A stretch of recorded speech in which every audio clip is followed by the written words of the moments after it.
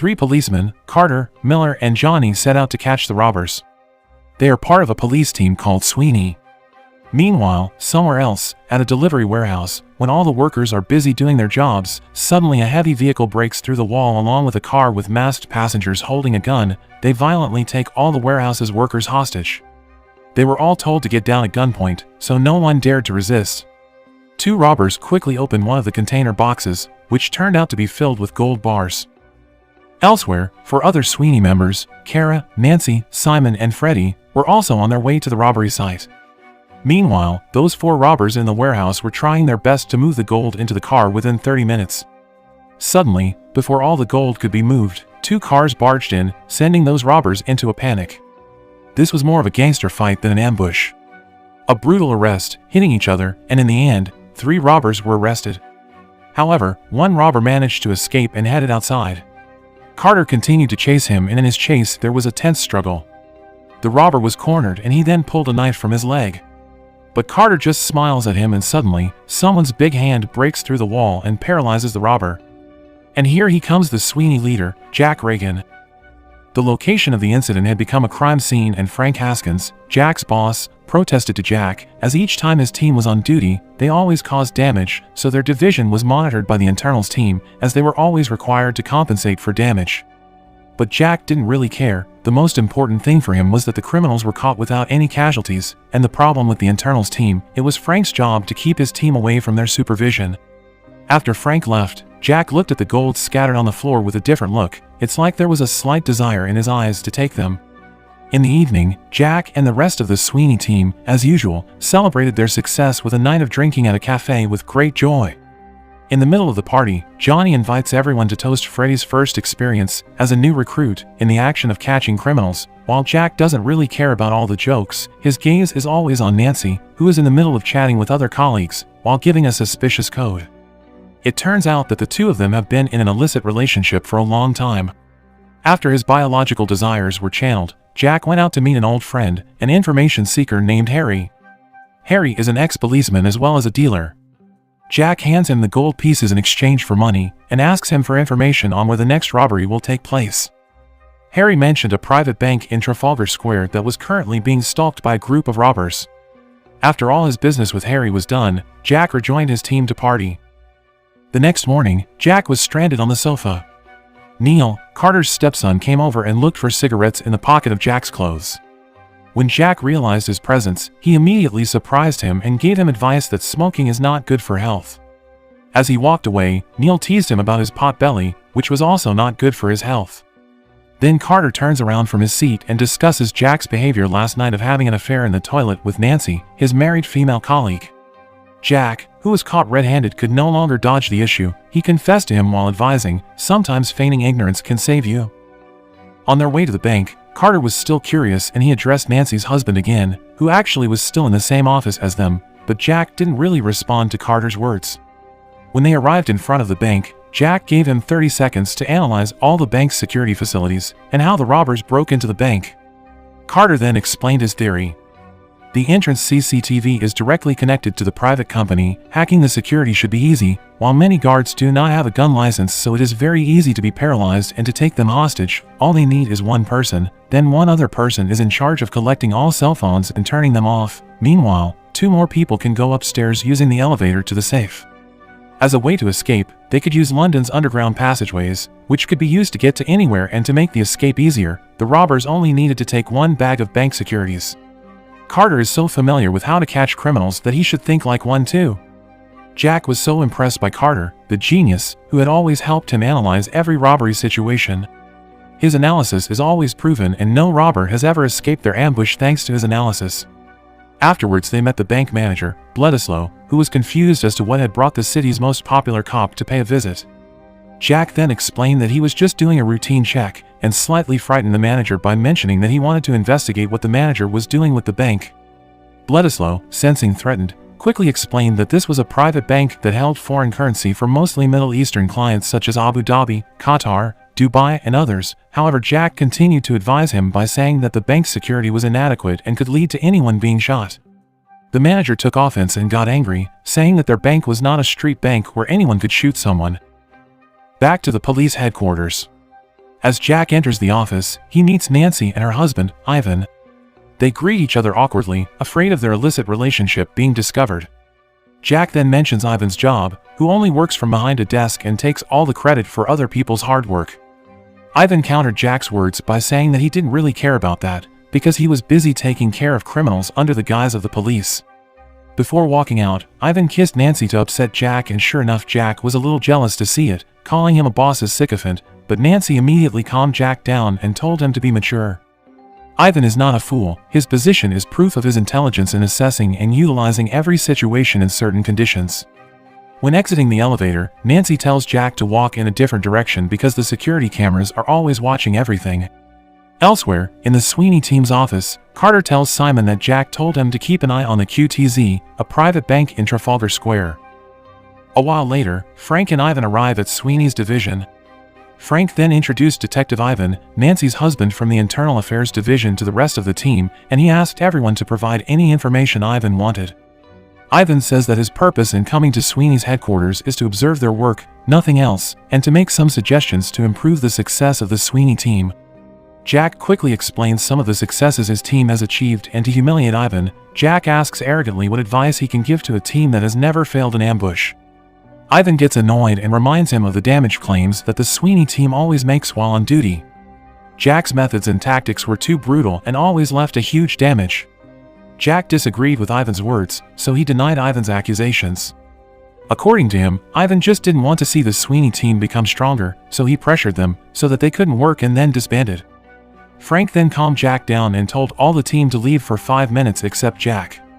Jack was annoyed and he questioned Ivan's true intentions, whether Ivan wanted to disband the Sweeney team that he had built up over the years, or whether this was a personal matter or a matter of work.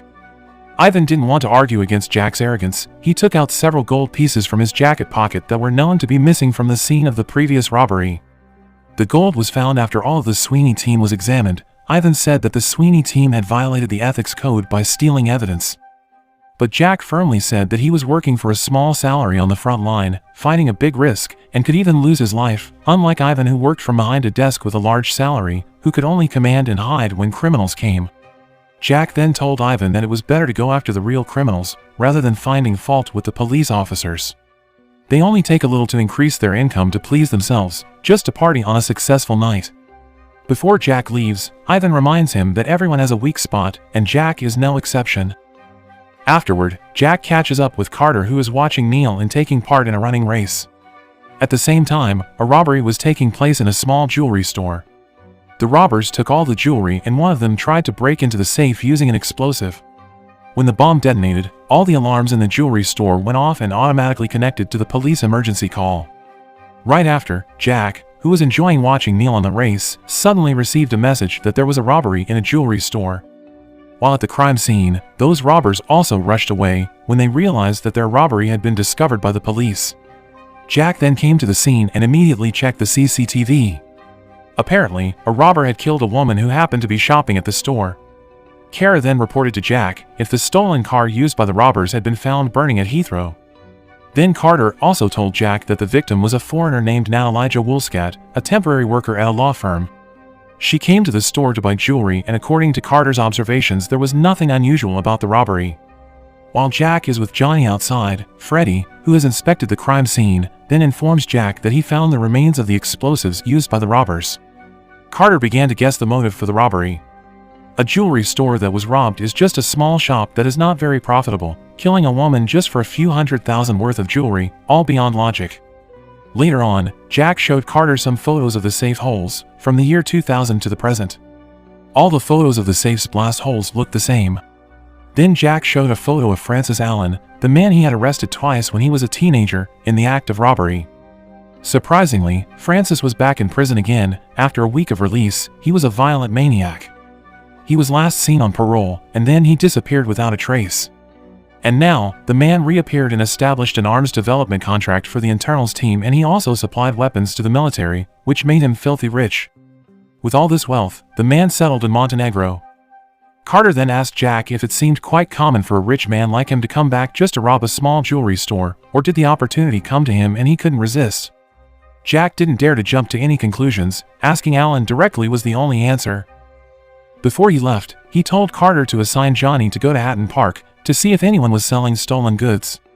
Just as he was about to leave, Frank detained Jack and asked him if he had worked honestly. If he had not been honest, Jack must be able to eliminate all the evidence.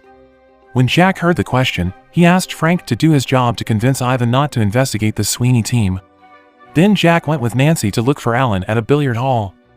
However, the guard did not let him in. Without many words, Jack immediately beat the guard. Seeing Jack raging in his place, David, the owner, confronted him while asking who he was looking for. Jack then conveyed his intention, that he was looking for Alan and he also wanted information about the jewelry store robbery. It turns out that Alan has been missing for years, and David then tells Jack to forget his intentions. David then belittled Nancy, which made this sadistic woman angry and immediately hit him. Jack threatens David not to mess with him. If David dares to lie and hide the information about Alan, then he will surely receive the consequences. Moments later, while in the parking lot, Jack received a call from Carter.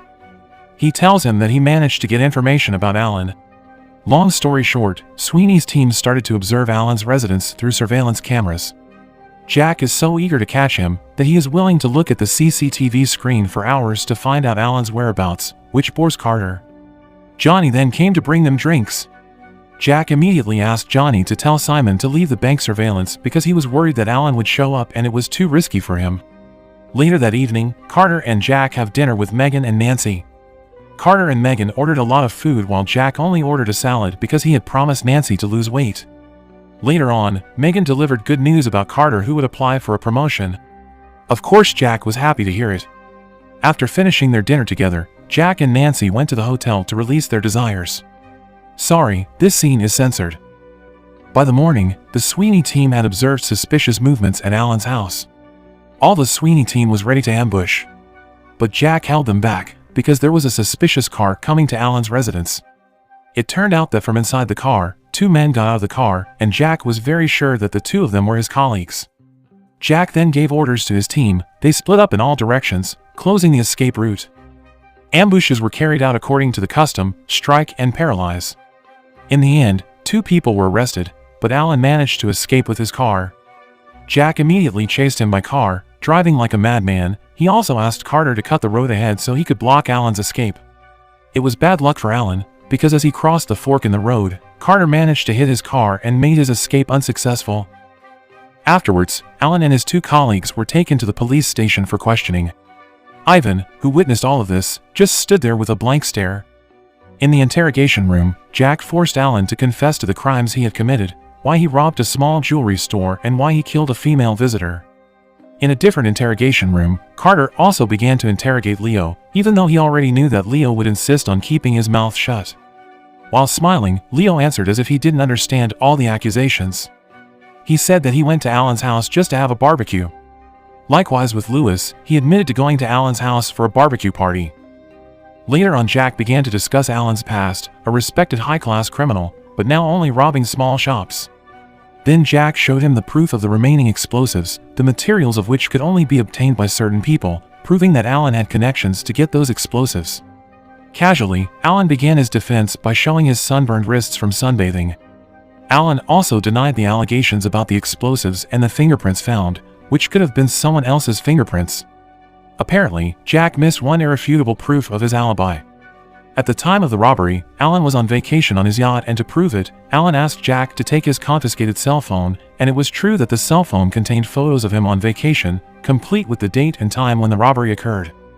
This real evidence made Jack helpless because Alan's evidence and alibi were convincing. Moments later, Jack was called into Frank's office. Frank asked him to submit the results of his interrogation. Frank told Jack that Alan's electronic passport evidence proved that he was on vacation at the time of the robbery. Jack had to release Alan immediately, because an accusation without evidence could get them all prosecuted. Later that night, Jack is so messed up that his biological urges are impaired. Jack was convinced that Alan was the culprit, but somehow Alan created an alibi, making all the accusations irrefutable. In the midst of his confusion, Jack asked Nancy to leave her husband immediately so that they could live together and immediately build their own business as their retirement support. That night Jack couldn't sleep, so he went to Carter and invited him to go to the office to review the CCTV footage of the robbery. As usual, Carter was quick to spot the irregularities. He stated that the robbery happened seconds before the store was about to close. He also realized that the robber had deliberately killed a young woman for a specific reason, and that was very unusual for a typical robber to do, as it would be deliberately making their job harder for less money. Carter began to wonder if it might all be a setup to cover up a planned murder. To find the answer, they must examine the woman who was killed. Soon the morning arrived. Jack and Carter then went to the female victim's house. Jack reported what he found to Frank, that Alan committed the robbery just to cover up the murder. Frank then allowed him to investigate, but there were only 2 hours left before Alan was released. When they arrived at their destination, Jack and Carter met with landlady, the owner of the house. When Jack and Carter showed their identities, the old lady didn't dare to refuse them. Without any delay, they immediately went in to conduct a search and an investigation. Everything related to the victim is carefully examined, until Jack finally finds a photo of the victim with an old man. The landlady remembered that the man in the photo had come a few weeks ago, but she didn't know his name. Upon returning to the office, Jack began to analyze and search for data on the old man with fingerprints attached to the photo and matched them with fingerprints found at the crime scene. Soon Jack got the results. It turned out that he had caught the wrong person. The culprit was not Alan. The man in the photo with the victim was Macon Trebolt. Jack immediately went to the interrogation room and released Alan, because he was innocent. Alan then grinned, mockingly asking Jack to interrogate him again because there were still 15 minutes left. But Jack immediately refused it and sent him away. Before he left, Alan threatened Jack by saying that the careless actions he did now would be problematic in the future. In the midst of Jack's problems, Ivan suddenly appeared and said that he had found Jack's weak point, while showing Jack's glasses that he found at Nancy's place. Jack, who had been holding back his anger, immediately choked him while asking him to stay away from him if he wanted to survive. Carter, who saw the incident, immediately apologized to Ivan, saying that Jack was currently in a mess, so don't provoke him. Without hesitation, Ivan asks Carter to replace Jack to lead the Sweeney team. Carter has a record of solving cases that is perfect, and he has a very rare ability to solve problems. Besides that, Carter also has the fastest record for analysis time, which is only 30 seconds. He is a real genius. We switched back to Jack, who is now issuing an arrest warrant to Macon Trebolt. Carter, who understands Jack's current condition, suggests that he go home to rest, trying to relax his tense muscles with Nancy, but Jack is still thinking about what carelessness he has done. Suddenly Kara tells Jack that she got a report that there was a robbery at a private bank in Trafalgar Square. Jack immediately realized that it was Trebolt and his group. All Sweeney teams were ordered to immediately go to the location of the robbery. While on the way, Jack reported to Frank that Alan had nothing to do with the robbery the other day. The real perpetrator was Macon Trebolt, and he was currently in action again robbing a private bank in Trafalgar. But Frank instead ordered Jack and the Sweeney team to immediately withdraw, because Ivan had made a formal complaint about Jack. Frank advised Jack to forget about the robbery and not give Ivan the opportunity to disband the Sweeney team. But it wouldn't be Jack if he followed orders. He still drove to the scene of the robbery, regardless of what Ivan did. Nancy, who always supports what Jack does, then gives one of her earrings to him as proof of her loyalty to Jack. Nancy promised that she would divorce Ivan after all these problems were over. Meanwhile, at the bank, Macon Trebolt and 2 of his friends were ready to leave, but Jack and his team had already arrived at the place. The robbers immediately opened fire until one of the bullets hit Simon. One of the robbers fled and Carter immediately chased him. Meanwhile, Trebolt, along with one of his other friends, tried to escape towards a different direction. Jack never gave up and continued to attack, but the escape route was very free of obstacles. Elsewhere, Carter failed to immobilize the target. The robber managed to escape using the bicycle of a local citizen he had robbed. Jack's pursuit also continued until he entered a museum, where Jack again received orders from Frank to retreat, but Jack continued the pursuit. When Trebolt tried to escape through the back door, Jack told Freddy to split up and prepare for an ambush secretly, while he and Nancy would continue to chase down every hallway and room. Unfortunately, Freddy is held at gunpoint by 2 gunmen, leaving him helpless. When Freddy was shot, Jack and Nancy heard the gunshot and immediately rushed to the source of the gunshot. Fortunately, Freddy survived because of the bulletproof vest attached to his body. The chase continued again to the parking lot, but unfortunately all cell phone signals were blocked in this place, so Jack and Nancy could not contact anyone, so they split up to look for the 2 robbers who were still hiding. When Nancy was away from Jack's supervision, she was suddenly ambushed by the 2 robbers and taken into the car. Jack panicked when he realized Nancy was missing. He tried to find her until he heard the engine start. Jack immediately went to the car, but unfortunately, there was no Nancy there but someone else. Suddenly a car behind him started up and immediately took off running. Jack immediately shot at them until he managed to hit one of them. Then he chased them using one of the cars available there. But unfortunately, the car swerved and crashed into another car because it was shot by Traybolt. Nancy finally managed to get out of the robber's car in a helpless state. Jack, who was trapped in the car, tried to shoot Traybolt, but unfortunately he ran out of bullets. Traybolt then took the opportunity to shoot Nancy to death. Jack was shocked to see someone he loved killed in front of his eyes without being able to help her. The scene then moves to a hospital. The news on the television is reporting on the killing of a policewoman following a bank robbery, and Jack watches the news with a blank stare, pensive with guilt. A little while later, Frank arrives with Ivan to see him. Ivan was devastated by his wife's death and Jack could only apologize to him. But it's not that easy to solve the problem with an apology. Ivan threatens to destroy Jack and make sure he is fired from the police. Everything related to Jack will be investigated, all assets belonging to Jack will also be frozen, and the Sweeney team is prohibited from operating until the investigation is complete. If Jack still dared to act during the investigation period, then he would be immediately thrown into prison. His weapons and badges were stripped without any defense.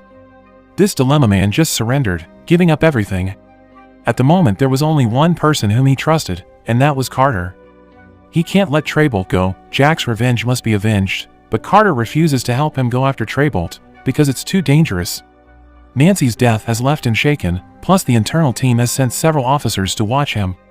They all have no choice.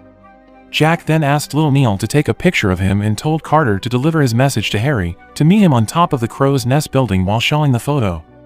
At least Carter could help him one last time. In the evening, Jack went to the train station to outwit Ivan's men who were watching him by pretending to enter the train, then he walked to another carriage and exited from a different door, thus trapping the two watchers in the train. When he arrived at the meeting place, old Harry was waiting for him. As per his request, Jack was given a badge and a gun. The fake badge was made to look like the real thing. Before he left, Jack asked Harry to help him to check every hospital and clinic in search of the two robbers. They wouldn't be able to go far, as one of the robbers was injured. Jack then went to the billiard hall to find out some information about Traybolt, and coincidentally, Leo, Alan's partner, was also there. Jack immediately ambushed him and asked him to tell the information about Traybolt, but Leo insisted on keeping his mouth shut, which made Jack lose control and shot Leo's palm. With a shaking fear, Leo finally confessed and said that he was only paid by Alan to take his passport abroad for a vacation and use it as an alibi against all the accusations. Unfortunately, Leo doesn't know Alan's current whereabouts. Jack then asked Leo to convey his message to Alan that he would pursue him wherever he was. When Jack left the place, Ivan and his men managed to ambush him. The vengeful man immediately beat him for still daring to act against orders. When he arrived at the office, Jack couldn't help but reflect on his fate. What Alan did had made him a scapegoat, destroyed his career and took away his girlfriend. Jack then took out Nancy's earring that he kept in his mouth, and looked at it sadly. After that, Jack was taken by Carter to be sent to prison, and at the same time, Ivan came to Carter's residence to discuss his promotion. Ivan persuaded Carter not to waste this opportunity, just for the sake of his loyalty to Jack. Ivan then gives him a time to think, while handing him his business card. Ivan wants to take all of Jack's subordinates, especially the genius Carter. Elsewhere, the car that brought Jack has arrived at the prison. He is escorted by several guards to his holding cell. Jack got mocked by an officer who said that he was a famous cop who caught criminals, but now ended up in prison. The prisoners who had been arrested by Jack looked at him vengefully like a tiger stalking its prey. After entering the prison, Jack intended to call Carter immediately, but there was only Neil there, saying that his father was not at home. Suddenly, an inmate came in and wanted to get revenge. Jack immediately beat him mercilessly. Afterwards, the other inmates also arrived to beat Jack, leaving him helpless. On the other hand, Carter is currently in a dilemma whether to pursue a career but betray Jack or keep his loyalty. In the midst of this dilemma, Megan, his girlfriend, provides a solution that he should do what he thinks is right, do not engage with any interests, let his deepest feelings guide him. Once he is sure of his decision, Carter then follows Harry to find out who the shot robber is, who Jack is looking for, through a doctor named Bernard. The doctor tells him that he just operated on someone who was shot an hour ago. He also tells him where the guy is hiding, which is in a taxi office that they use as their front to sell drugs down the street. Without any delay, Carter starts moving with Harry towards the taxi station. After locating it, without any fear, Carter went to the group's hideout alone and took out all the guards without mercy. After taking care of the guards outside, Carter entered the back room, and sure enough the shot robber was there, asleep. Carter's attention was then drawn to all the papers on the walls of the room containing all the robbery plans and photos of Jack, who was indeed their target. Then Carter presses the robber's gunshot wound with the tip of his gun, making him grimace in pain helplessly. Carter then told him to tell him the whereabouts of Trebolt if he wanted to stay alive. Unable to bear the pain, the robber finally told him everything. Trebolt will be returning to his home by a ship called Pegasus in Gravesend Harbor. When Carter wanted to finish him off to avenge Nancy, a heavily armed SWAT team suddenly arrived. It turns out that Frank is leading the team. He was disappointed to learn that Carter had disobeyed his orders. Their team is being watched, and what Carter did could get the Sweeney team disbanded. Before he left, Carter said that he regretted not going with Jack to catch the villain, and now, even though they were acting right, they were becoming villains. This was a trap that Trebolt set up to get rid of Jack, for revenge. The next day, at headquarters, Frank gathered all the information he had gotten. Carter then asked him to stop doing anything, but Carter had already decided to help Jack. He persuades Frank to help him and give him time, because the real criminals are roaming free out there, while the justice enforcers are locked up in prison. He's already got information on Trebolt's whereabouts, and the next step is to arrest him. But to make that arrest, he needs Frank's help. Carter says that his original goal in joining the team was to be a real man, to catch real criminals, not working from behind a desk. But Frank still forbids him, as his position is also at stake, so he can't take any chances. As he was about to leave, Carter saw a Pegasus written on the information board. Then Frank said, Pegasus was the name of Alan's ship. Meanwhile in prison, Jack got a few cuts on his face after being beaten by the inmates. However, their revenge was not finished yet. Jack then realized the situation, and rushed back into his cell. When Jack was ready, behind the door, it turned out that it was the prison warden who told him that his friend had come looking for him. Apparently Carter managed to persuade Frank and provide guarantees to get Jack out of prison. They leave without delay to start the hunt. On their way, Carter shared all the information he got. A few moments later, Frank called and informed him that the Pegasus ship had arrived in the British territorial waters. Upon hearing this, Jack immediately prepared his weapons and continued to drive towards the harbor. When they arrived, Jack and Carter saw Trebold's men transporting bags containing the money from the previous robbery. As the targets make their way to the ship, Jack orders Carter to prepare for an ambush and immediately sneaks inside the Pegasus with weapons at the ready. Jack checked the bottom of the ship, where he found Alan. Feeling himself in danger, a surprised Alan immediately attacked Jack. When Alan was cornered and almost caught, suddenly one of his men came to Alan's aid. Alan and his men managed to escape and managed to stab Jack in the leg. Carter, who saw Alan running away, then tried to shoot him from the boat, but Trebolt appeared to shoot him. Jack asked Carter to protect him so he could chase Alan and Trebolt, but they still managed to escape. That's when a fierce chase ensued.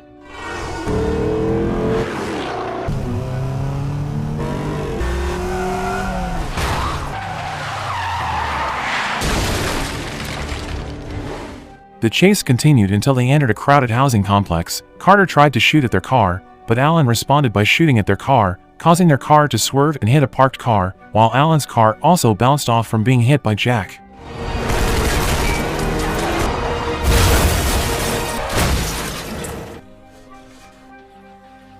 In such a situation, Trebolt tried to restart his car. A few moments later, Carter, who had regained consciousness from the accident, then got out of the car, while Jack was still unconscious in the car. A moment later, Alan's car successfully started and immediately stepped on the gas trying to escape. Carter, who was already standing outside, then opened his fire, causing the speeding Trebolt to hit him. Jack suddenly awoke, and immediately fired his gun at Trebolt and finished him off. Jack didn't want Nancy's death to happen to Carter. Meanwhile, Alan, who was badly injured in the accident, couldn't help but surrender when Jack caught him. Jack's struggle to avenge Nancy pays off. Alan has been severely punished for everything he did. A few days later, Jack re-entered the office and approached Carter, whose hand was still injured. With a smile, Carter handed over Jack's badge, which Frank had previously confiscated. Later, Jack and Carter meet all of the Sweeney teammates in the parking lot. They've been waiting for their arrival. The Sweeney team was ready to return to duty, whereas Ivan could only watch as Jack enjoyed his freedom. The Sweeney team managed to escape the accusations of the internal team. A few words of explanation. Alan intends to take revenge on Jack, who has arrested him twice, by distracting him by robbing a bank in Trafalgar Square, while the woman who was killed in the jewelry shop was Treble's lover, who was deliberately sacrificed to convince Jack to enter the trap. Sometimes maintaining loyalty is like carrying tens of kilos of weight. The longer it is carried, the more painful it feels. But did you know, when the burden is lifted, the feeling of spaciousness is greater than before. Your shoulders will be stronger when the same burden is placed back. It will only feel so ordinary on your shoulders.